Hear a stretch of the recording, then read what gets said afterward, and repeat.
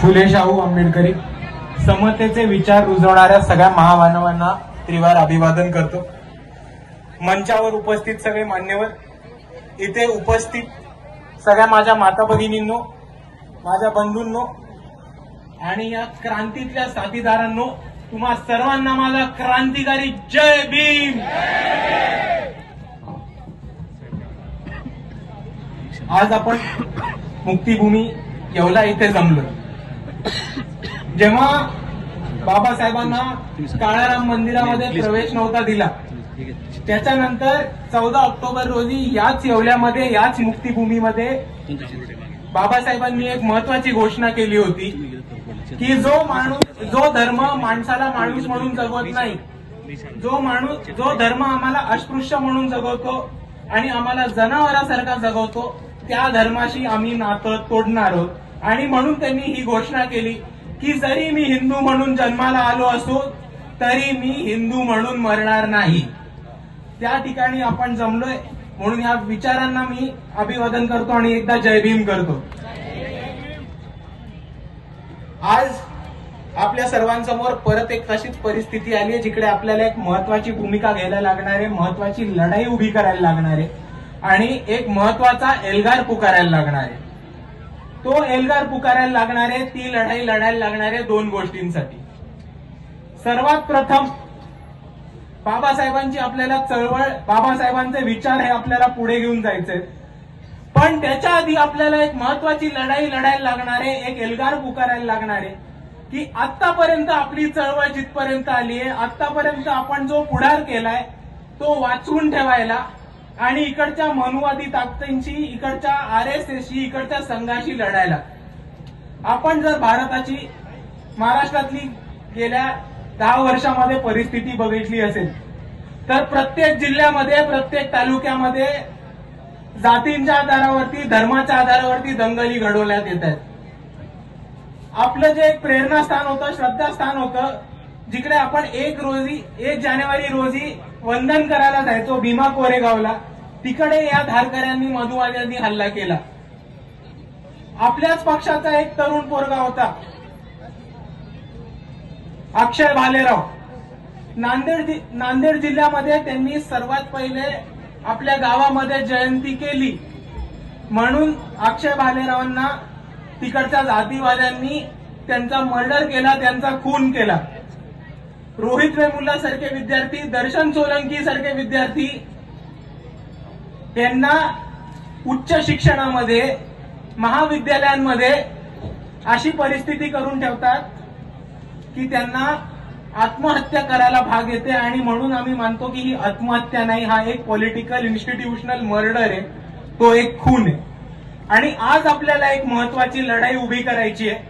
ती लढाई उभी करायची आहे, आतापर्यंत जे आपण गमावलंय ते इकडच्या मनुवाद्यांनी, इकडच्या RSS वाल्यांनी, इकडच्या धारकऱ्यांनी, इकडच्या संघवाद्यांनी आपल्या हातातून चिरून घ्यावं नाही, म्हणून त्याच्यासाठी आपल्याला एक महत्वाचा लढा उभा करायचा। आतापर्यंत जे आपण कमावलंय ते गमवू नये याच्यासाठी। आपण, मला एक गोष्ट सांगा, आपण आज इथपर्यंत आलोत, पुढे आलोत की नाही आलोत? आलोत की नाही आलोत? आलोत। आपण बाबासाहेबांनी दिलेला जो मार्ग आहे, बाबासाहेबांनी दिलेली जी दिशा आहे, त्याच्यावरती चालत आलोत की नाही आलोत? आलोत। आणि त्याच प्रकारे आपण पुढे काम करत राहूयात। पण आज आपल्याला लढाई लढायची आहे, ती आतापर्यंत जे कमवले ते टिकून ठेवायच्यासाठी। हे मी याच्यासाठी म्हणतो कारण आज जे सत्ताधारी आहेत, आज जे भाजप RSS सत्तेत बसलेत, ते बसलेत आपले न्याय, अधिकार आणि हक्क काढून टाकायला आणि भारताचं संविधान नष्ट करायला। आणि त्याच्यासाठी आम्ही असं मानतो की आतापासून आपण जी लढाई लढणार आहोत आणि गेले 10 वर्षाची लढाई लढत आलो, ती एका बाजूला आपण आपली चळवळ पुढे घेऊन जायला लढतो, पण दुसऱ्या बाजूला आपण लढतोय ती आपलं संविधान वाचवायला, आपले न्याय, हक्क आणि अधिकार जे आपल्याला डॉक्टर बाबासाहेब आंबेडकरांनी आपल्याला आपल्या संविधानामध्ये दिलेले ते वाचवून ठेवायला। आणि मित्रांनो, तुमच्या समोर मी एक गोष्ट मांडतो की जर आपण सगळे एकत्र आलो, जर आपण सगळे एकत्र येऊन एक मुठ्ठी बनवली आणि जर आपण इकडच्या मनुवाद्यांना, धारकऱ्यांना, दहशतवाद्यांना, जातीवाद्यांना, नागपूरच्या अर्ध्या चड्डीवाल्यांना जर आपण आपली ताकद दाखवली तर एक गोष्ट लक्षात ठेवा, कोणी आपलं काही उकाडू नाही शकत. त्यांना आपण छाती ठोकपणे म्हणू शकतो कि मामू तुमको जो करना है करो, तुम हमारा घंटा उखाड़ नहीं सकते.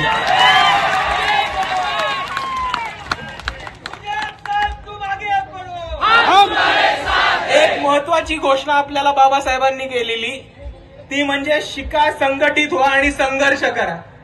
आता मला एक गोष्ट सांगा, इकडे जितके पण लोक जमलेत, आपण त्या दिशेने चालतोय की नाही चालतोय? चालतोय. आता इकडे जे तरुण बांधव आहेत, जे युवा वर्ग आहेत, ज्या माझ्या तरुण वर्गातल्या बंधू आहेत, भगिनी आहेत, त्यांना माझा एक प्रश्न आहे. आपण सर्व शिक्षण घेता? हात वर करून सांगा. आपण सर्व शिक्षण घेता?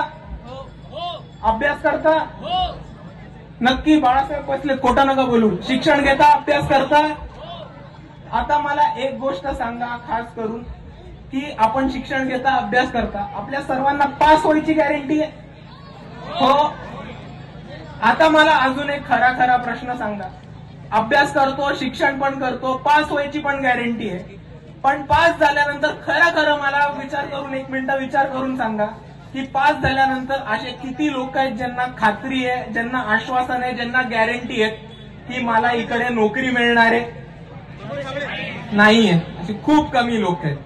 आणि जसं मी म्हणतो की एका बाजूला आपल्याला एक लढा उभा करायचा आहे, आतापर्यंत जे कमवले ते वाचवून ठेवायला, दुसऱ्या बाजूला आपल्याला लढा उभा करायचा आहे बाकीच्या गोष्टी हासिल करायला. आणि इकडच्या ज्या व्यवस्थेने परिस्थिती करून ठेवली आहे, आज आपण सर्व म्हणतात, सगळे तरुण बांधव इकडे एका आवाजात म्हणतात की आम्ही अभ्यास करतो, शिक्षण घेतो. बाबासाहेबांनी म्हटल्याप्रमाणे अभ्यास करतो आणि शिक्षण घेतो, पण आज आम्हाला नोकरीची गॅरंटी नाहीये, नोकरीचं आश्वासन नाहीये. ते का नाहीये? कारण एका बाजूला भाजप मोदींनी जे करून ठेवले त्याच्यामुळे आपल्या देशाची अर्थव्यवस्था कोलवडली आहे.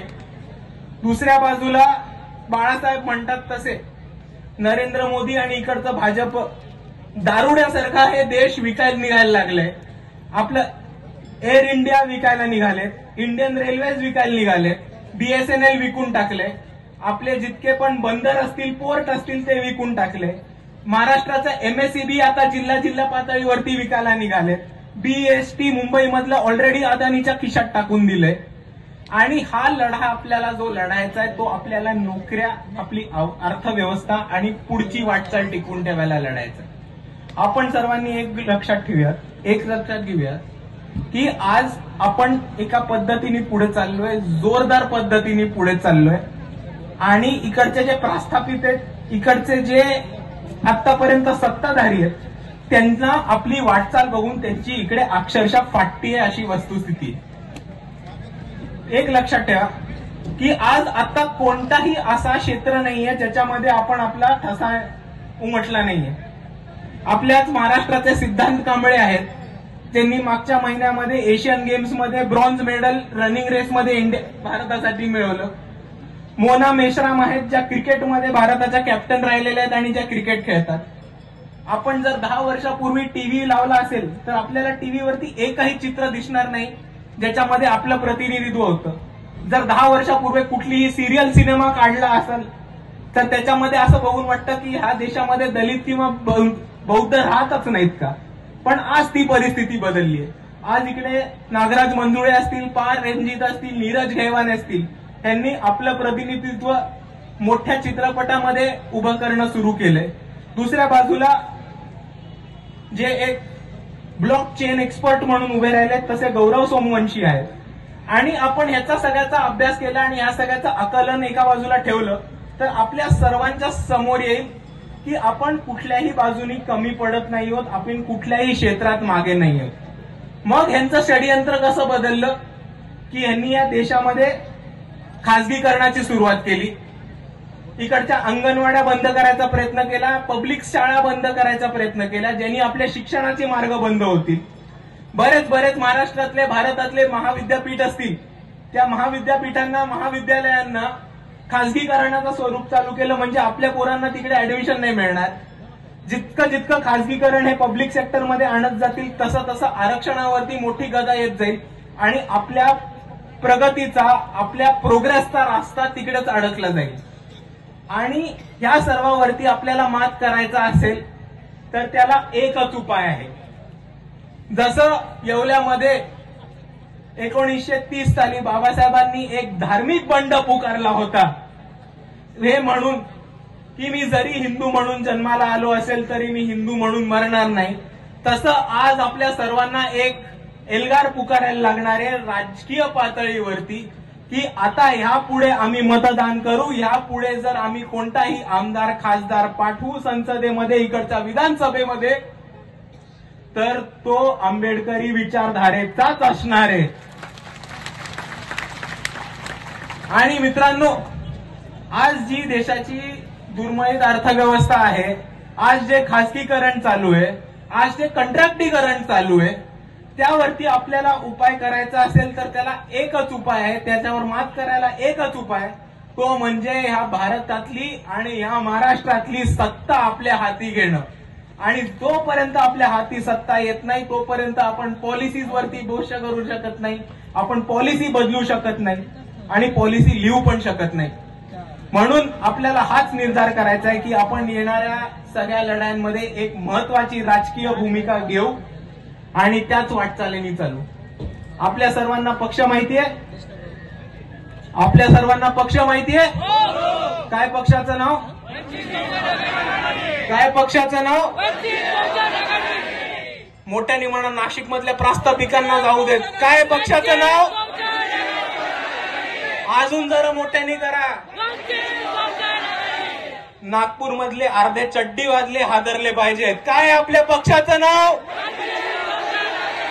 आणि एक शेवटचा, दिल्लीमध्ये बसलेल्या नरेंद्र मोदी आणि अमित शहा हादरले पाहिजेत अशा आवाजासाठी. काय आपल्या पक्षाचं नाव? एकच नंबर. मित्रांनो, एवढं म्हणून थांबतो. जय भीम, नमो बुद्धाय. अशाच नवनवीन राजकीय घडामोडी जाणून घेण्याकरता आपल्या चॅनलला सबस्क्राईब करा आणि इन्स्टा फेसबुकला फॉलो करायला विसरू नका.